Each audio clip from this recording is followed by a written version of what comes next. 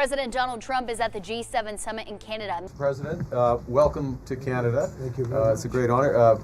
Happy birthday. A few days. Threatening to cut off electricity exports to the United States. I imposed this 25% tariff. This is full-on police state tyranny from the gangster President Donald Trump. Hundreds of protesters gathered here in Ottawa. Demonstrations are against the U.S. president. Curious about this week's biggest stories?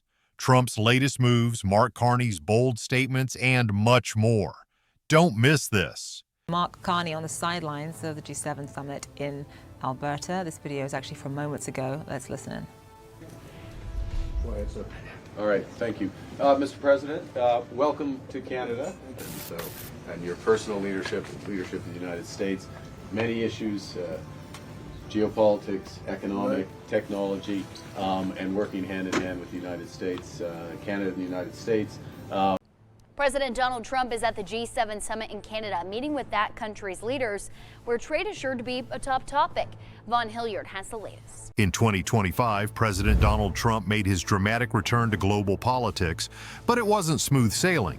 Instead, it was a bumpy ride full of tariff tantrums, geopolitical provocations, and a massive immigration crackdown dubbed Operation Safeguard. The G7 summit in Alberta became the battleground for this new chapter, as tensions flared with both Canada and Europe. The big question is, under Trump's second term, is America driving toward isolation? Buckle up, because what happened at this summit might change the course of U.S. global leadership. Tariff tensions revved. Trump's economic punch to Canada. President Trump reignited his trade war with Canada by slapping a hefty 25% tariff on Canadian imports and a 10% duty on energy.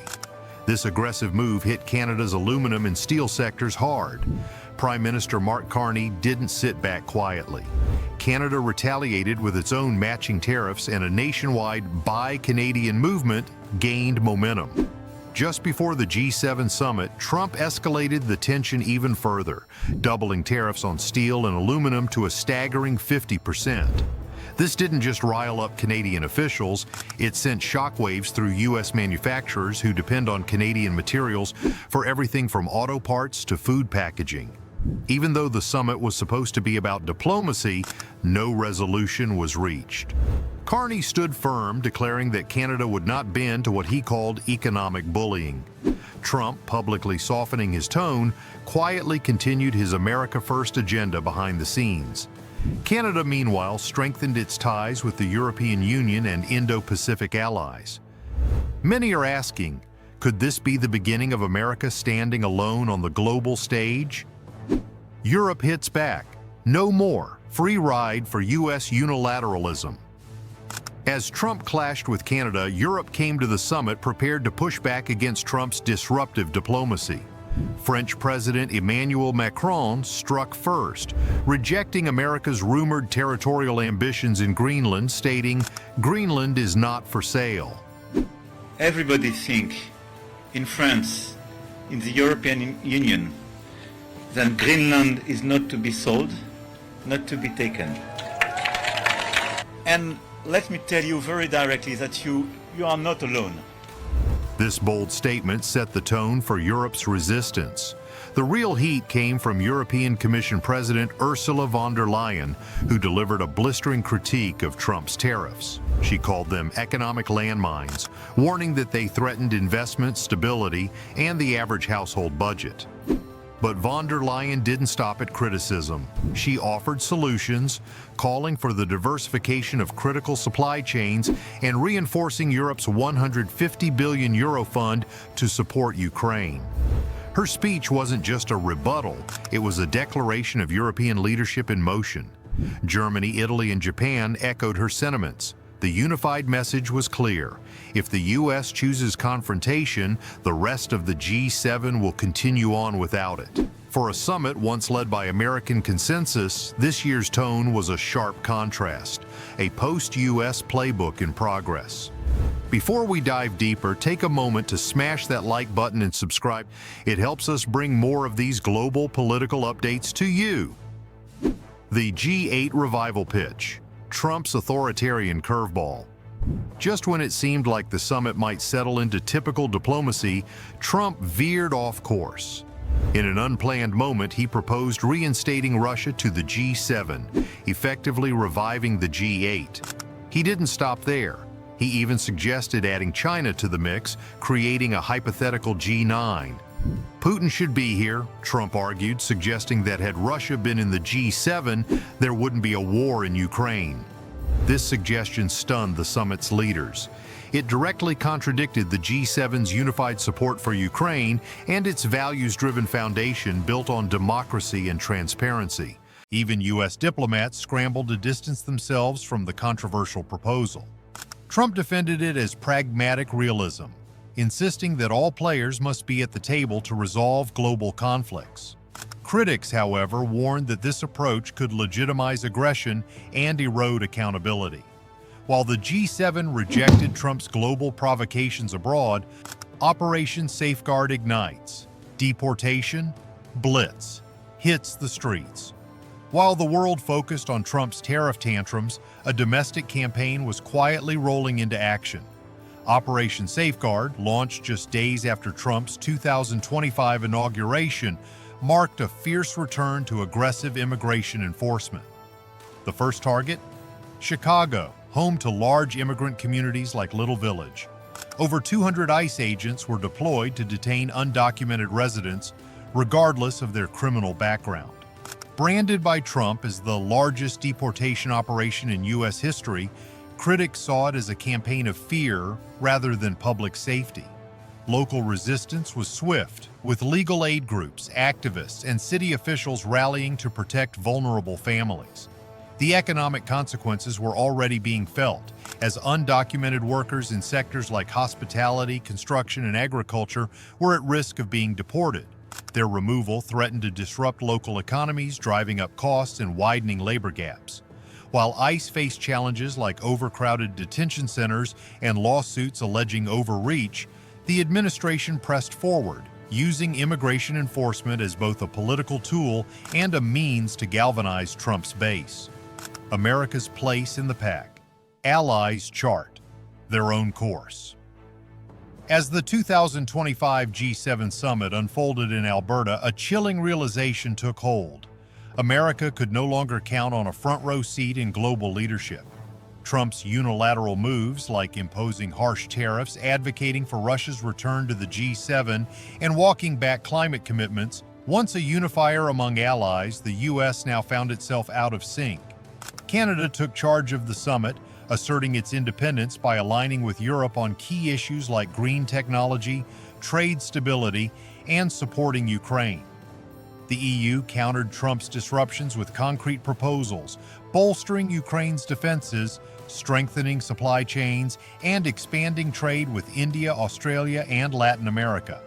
Mexico also broke ranks, condemning Trump's latest tariff hikes. This shift paints a picture of a multipolar world where countries are forging tighter bonds without the U.S. at the center. The G7 didn't collapse, but it evolved. Trust and predictability have replaced the transactional diplomacy that Trump once championed, leaving the U.S. on shaky ground. Verdict: leadership on the line. Will the U.S. rejoin the convoy? The 2025 G7 summit was a high-octane referendum on American leadership. Domestically, Operation Safeguard showcased Trump's willingness to enforce and provoke, while his confrontational diplomacy left traditional allies questioning whether the U.S. values cooperation or expects compliance. The divide is widening as Europe mobilizes billions for Ukraine and Canada strengthens ties with Indo-Pacific nations. Trump's go-it-alone tactics may be pushing the U.S.'s closest partners towards self-reliance.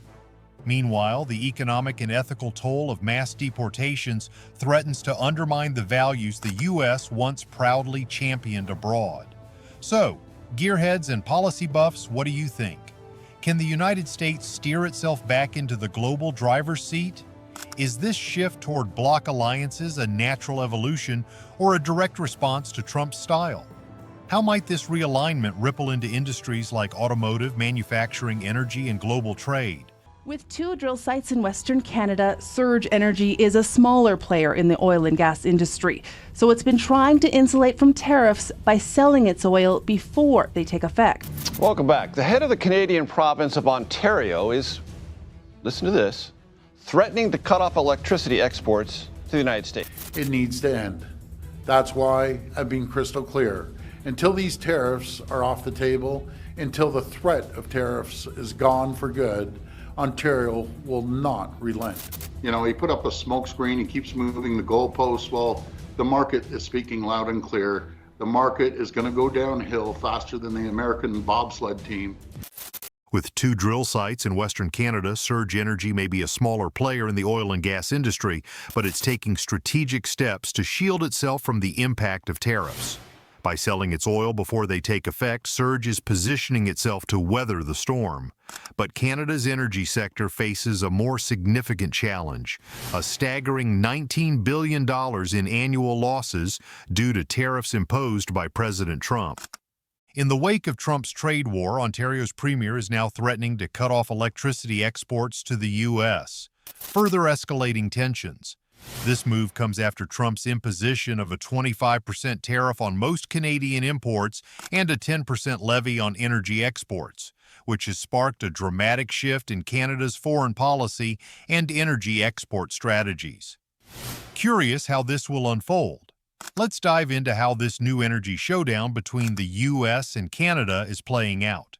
The impact of Trump's tariffs. On February 1st, 2025, President Trump's hard-hitting tariffs began with a 25% tax on most Canadian imports and a 10% energy tariff on all Canadian oil and gas exports.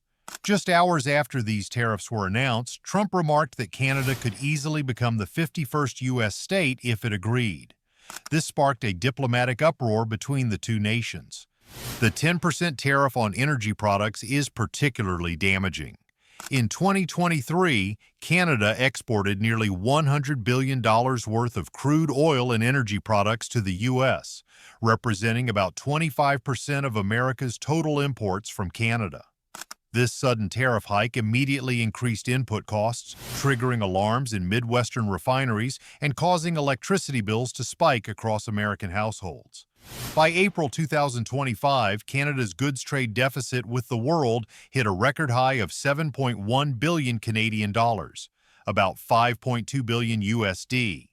The drop in exports to the U.S. has severely impacted Canada's economy, prompting Ottawa to seek new partners for its energy sector. Canada's strategic pivot to Asia and Europe. Under immense pressure, Ottawa made a rapid shift in its investment strategy, redirecting oil exports away from the U.S. toward China and European Union member states. New pipelines and port partnerships in Western Canada are being fast-tracked to accommodate this shift, aiming to reduce dependency on American markets and secure long-term agreements with Asian buyers.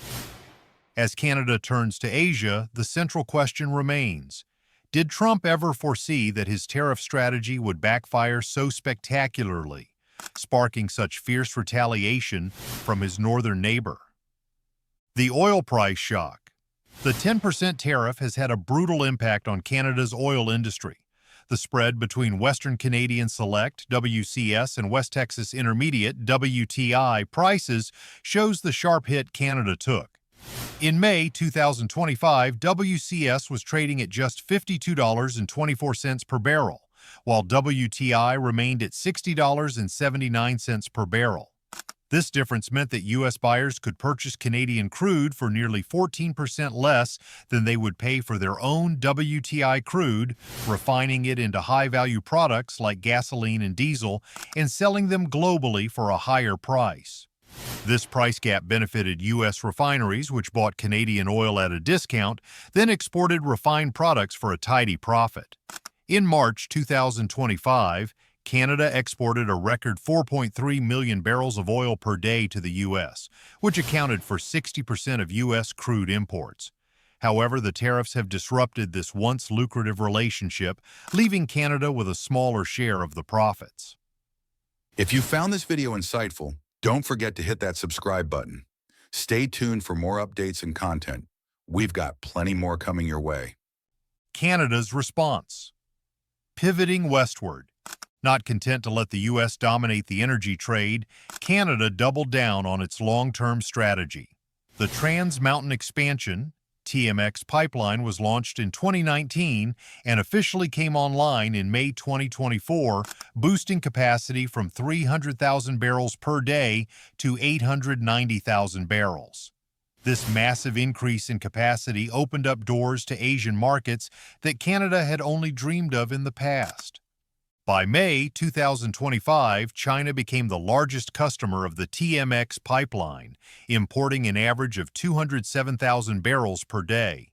This shift has allowed Canada to reclaim some of the lost market share, with exports to other Asian countries like South Korea, Japan, and India also rising by nearly 60% compared to 2024. The struggle to rebuild Canada's energy industry. In response to the tariff blow, Canada has also focused on expanding its liquefied natural gas LNG capabilities. The Kitimat LNG project, slated to begin in mid-2025, will be the largest LNG export terminal in Canada's history, capable of exporting 14 million tons per year. This project, along with the wood fiber LNG plant, will secure Canada's foothold in global LNG markets, reducing reliance on U.S. gas exports. However, these ambitious projects come with their own set of challenges. The cost of building new infrastructure and overcoming legal hurdles from environmental groups and Indigenous communities has been staggering. But Canada is determined to proceed, aiming to cement its position as a global energy player. The political fallout, Canada's bold moves. The political fallout from Washington's tariff policies has forced Canada to fast-track energy projects. On June 2, 2025, Prime Minister Mark Carney convened a meeting with provincial and territorial premiers to address the urgent need for change.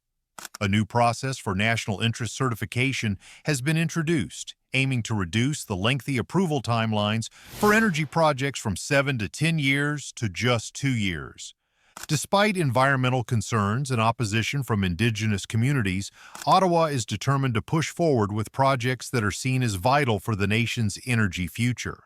The goal is to reduce Canada's reliance on U.S. markets and position the country as a more diversified and reliable energy partner for the global market. The future of Canada's energy industry. Canada's strategy to reduce dependence on the U.S. market is clear. By expanding its oil and gas exports to Asia, speeding up LNG projects, and investing in carbon capture technology, Canada is building a more resilient energy industry. The higher investment costs, logistical challenges, and political pushback from environmental groups make the future uncertain. Still, Canada is positioning itself as a potential energy superpower, ready to compete on the global stage.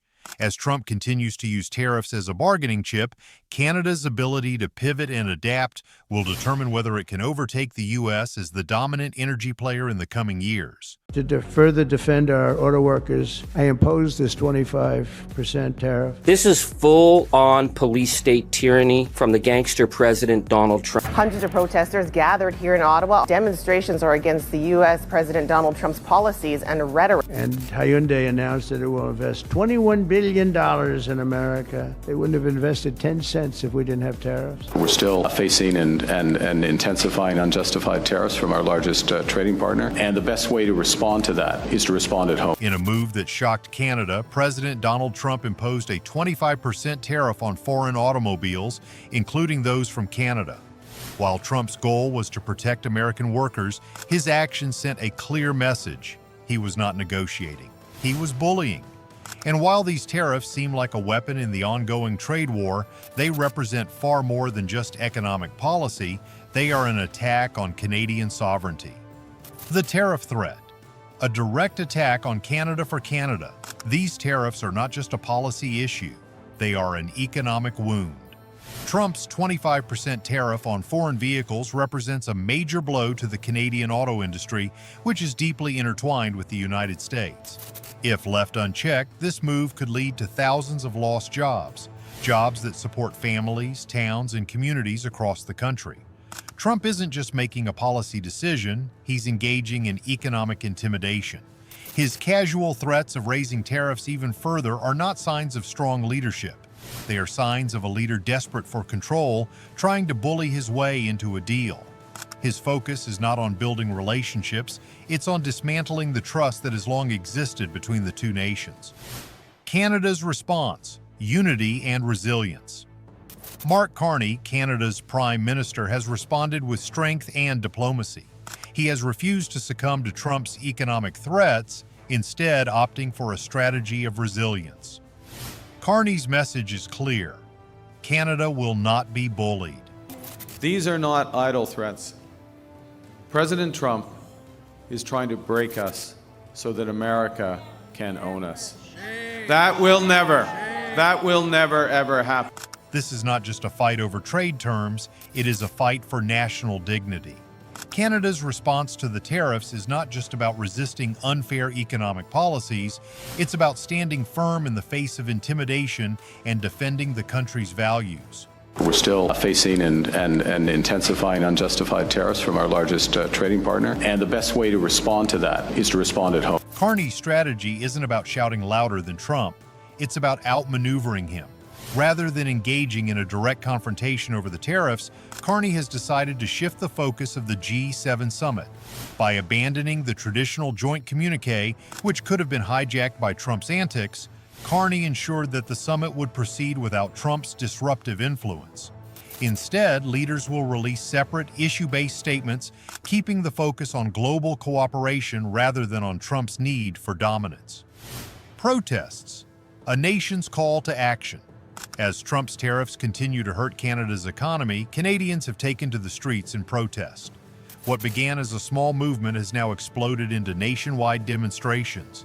From Vancouver to Halifax, thousands of Canadians are expressing their anger over the tariffs with the message, "We will not be bullied." No King's protests are taking place in nearly 2,000 locations nationwide. Here in Canada, since we have a king who serves as the head of state, demonstrators are calling the rallies No Tyrants protest in response to Trump's recent actions. Hundreds of protesters gathered here in Ottawa. Demonstrations are against the U.S. President Donald Trump's policies and rhetoric. These protests are more than just opposition to economic policies. They are a direct response to Trump's authoritarian tactics.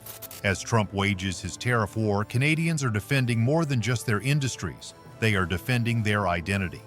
The economic reality behind Trump's actions. While Trump might frame his tariffs as tools of protectionism, the reality is far more sinister. Trump's approach to trade is based on fear, not fairness. Multinational companies are not investing in the U.S. because they believe in Trump's vision. They are doing so to avoid the consequences of not complying with his demands. This is economic blackmail disguised as strategy. Trump's logic is simple: invest in America or face crippling tariffs. This tactic isn't about improving American competitiveness, it's about asserting dominance. And what's most concerning is that Trump's tariff crusade is targeting Canada's most vital industries: steel, aluminum, and automobiles. These are the backbone of the Canadian economy, and punishing them for political gain is not just reckless, it's dangerous. If you found this video insightful, don't forget to hit that subscribe button. Stay tuned for more updates and content. We've got plenty more coming your way. Canada's challenge: diplomacy versus dominance. At the heart of this crisis lies the question: how does Canada negotiate with someone who views cooperation as weakness? The frustration in Canada is palpable. Mark Carney has set a really clear standard for negotiating with Donald Trump. He's earned, at this time, again, I can't speak for what tomorrow holds, the respect of Donald Trump enough to at least have a conversation with him.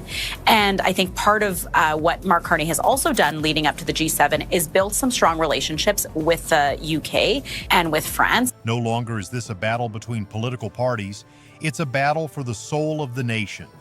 Can Canada remain true to its values of equity, democracy, and peace in the face of such relentless pressure? Carney's response has been to stand firm. He recognizes that the best way to respond to Trump's tariffs is by strengthening Canada's resolve at home. We're still facing and intensifying unjustified tariffs from our largest trading partner, and the best way to respond to that is to respond at home. The G7 summit, a test of Canada's leadership. The upcoming G7 summit will be a test of Carney's leadership and Canada's place on the world stage. While Trump continues to wield his tariff weapon, I think we have different concepts. I have a tariff concept, and Mark has a different concept, which is something that some people like. But we're going to see if we can get to the bottom of it today. I'm a tariff person. I've always been a tariff. It's simple, it's easy, it's precise. Carney is taking a different approach, one rooted in diplomacy, strategy, and resilience.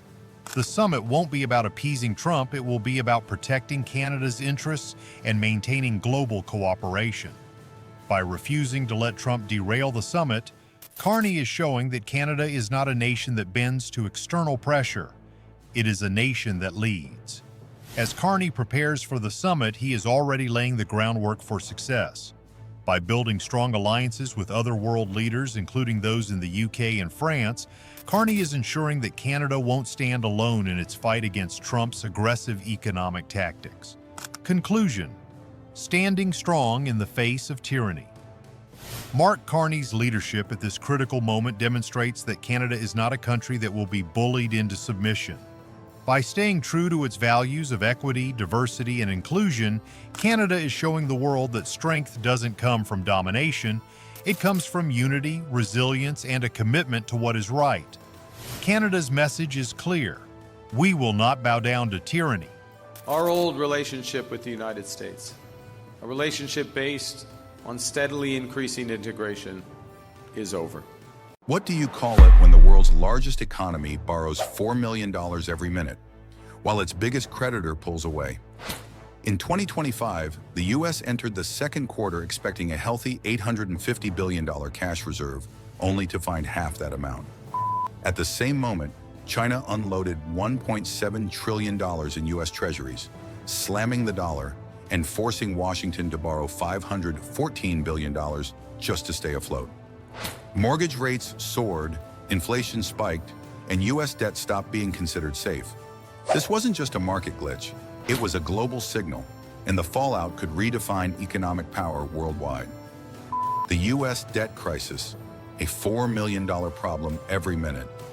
At its current pace, the U.S. accumulates over $4 million in debt every 60 seconds. However, things took a dramatic turn when China began selling off its treasury holdings. Beijing liquidated $1.7 trillion in U.S. bonds, creating an immediate borrowing crisis that forced the Treasury to raise $514 billion, an alarming 317% surge from February's projections. According to Bloomberg, this move was sparked after the U.S. blocked Chinese EV battery giant CL's IPO, a policy shift that weaponized finance. The result? A massive plunge in the dollar, rising bond yields, and soaring gold prices as global investors scrambled to move away from dollar-based assets. The U.S. is now left to finance geopolitical actions with borrowed money, leading the world to question whether Washington can sustain its aggressive stance. The catalyst, a trade war, and China's response. The triggering event was Washington's attempt to block U.S. banks like J.P. Morgan and Bank of America from supporting a $5.3 billion IPO of CL, China's dominant EV battery maker. While the potential lost underwriting fee of 0.2% might seem insignificant, the deeper implications were far-reaching. The move severed the U.S. financial sector's access to China's massive market, threatening billions in potential future deals. China's response was swift and calculated. They sold off a significant portion of U.S. debt and made moves to strengthen their financial independence, shifting away from reliance on U.S. Treasury bonds. Beijing also aggressively increased its gold reserves to 2,292 tons, marking a 5-month streak of increases. This wasn't just a market reaction. It was a structural pivot away from U.S. financial dominance. The debt crisis deepens, $514 billion borrowed to survive. As the second quarter of 2025 began, the U.S. government expected to start with $850 billion in cash reserves, but faced a $46 billion shortfall, less than half of what it had planned for. This shortfall was worsened by the return of the federal debt ceiling in January, which forced the government to borrow far more than expected. According to Treasury statements, had the cash reserves not collapsed, borrowing for the second quarter would have been $53 billion lower. Yet the real question is why U.S. officials held on to outdated assumptions about the state of liquidity. Bloomberg reported that Wall Street was bracing for a borrowing figure closer to $255 billion, not double that amount. This discrepancy raises deep concerns about how fiscal policies are being planned. Tariffs and inflation. The hidden cost. Some analysts speculated that President Trump's tariff hikes might help boost Treasury receipts and plug the growing budget deficit. However, early signs show the opposite. Apple reported a projected $900 million loss due to tariffs in the second quarter of 2025. The impact? Prices for the upcoming iPhone could rise, and consumer inflation spiked to 3.4%, up from 2.2% in the previous quarter. This wasn't just a short-term economic adjustment, it's a structural squeeze. With import costs climbing and corporate margins shrinking, tax revenues may fail to keep up with rising interest rates on U.S. debt. The tariffs meant to stabilize the balance sheet might, in fact, be tightening a fiscal noose. Mortgage and loan rates soar, the consumer fallout. Behind every Treasury auction is an American family paying more for less. With China's exit from U.S. debt markets, yields on 10-year bonds soared past 4.6%, and in May 2025, mortgage rates hit a 15-year high of 7.8%. Auto loans surged to 9.1%, and student loan rates hit 6.6%, creating a severe erosion in affordability across the board. The Consumer Price Index, CPI, rose 3.4% in the first quarter of 2025, driven by increasing costs in food and energy. That's not just economic friction, it's real-world pain for households. Bloomberg reported that household purchasing power dropped by 5.1% year-over-year, hitting middle-income families the hardest as imported goods, now priced against a weakened dollar, climbed rapidly. Global capital flight, allies hedge their bets. As the U.S. entered a period of economic turbulence, its allies began to hedge their bets. In the first quarter of 2025, foreign investors offloaded a staggering $317 billion in U.S. assets, marking the steepest capital flight since 2016. Notably, Saudi Arabia, a former top 10 holder of U.S. Treasuries, trimmed its holdings by 22%, reducing its stake to $126.4 billion. Meanwhile, a bipartisan push in the U.S. Congress forced major asset managers like BlackRock and Vanguard to divest $812 billion from Chinese companies. This move further politicized global capital flows and caused Asian IPOs on U.S. exchanges to plummet. The U.S. isn't just losing investor confidence, it's slowly forfeiting its monopoly on global financial trust. China's parallel economy, a threat to the dollar. While Washington struggles to maintain its financial dominance, Beijing is building alternatives. In 2026, China plans to debut a national credit rating system to bypass Western rating agencies like Moody's, S&P, and Fitch, which have cost Chinese state-owned enterprises up to 120 basis points in excess borrowing costs. At the same time, China is upgrading its domestic cross-border payment systems to reduce reliance on SWIFT, the dollar-dominated network vulnerable to U.S. sanctions. Parallel to this, the BRICS nations processed $56.4 billion in transactions in the first quarter of 2025 alone, with nearly half of those transactions conducted in local currencies. If you found this video insightful, don't forget to hit that subscribe button. Stay tuned for more updates and content. We've got plenty more coming your way.